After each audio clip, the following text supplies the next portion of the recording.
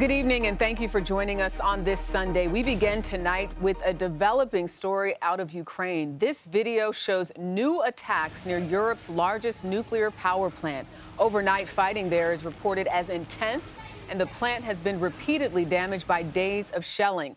It is controlled by Russian forces, but operated by Ukrainian engineers. International experts say the latest shelling underlies the risk of a nuclear catastrophe.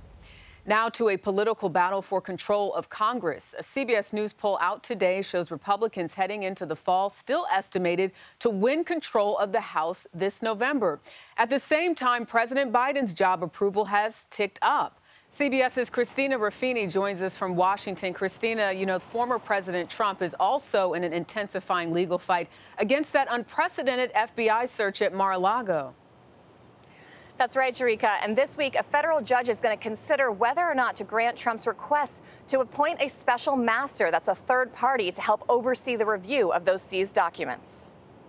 We want to know whether or not it was justified or not. On Face the Nation today, Maryland's Republican Governor Larry Hogan said the release of the heavily redacted affidavit didn't offer much clarity into the motive behind the FBI's actions. On the one hand, it could be, as some Republicans think, just a political witch hunt. On the other hand, it could be really serious, federal felonies that we don't know about yet. The documents, ordered released by a judge in Florida Friday, said the FBI found 184 documents with classification markings and more than 24 marked top secret. He could be putting our national security at risk. He could be putting the lives of individual people who work for the United States at risk. A CBS News poll finds 85% of Democrats, but only 20% of Republicans say the search of the former president's residence was about national security.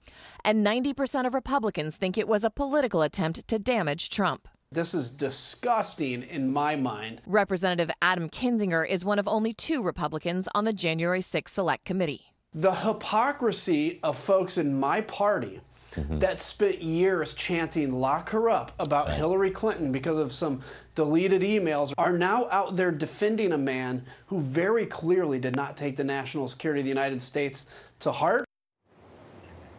And of course, with only about 70 days left until those midterm elections, Jerika will have to see what, if any, impact this has on voter turnout. We'll be there before you know it. Thank you, Christina Ruffini, for us in Washington.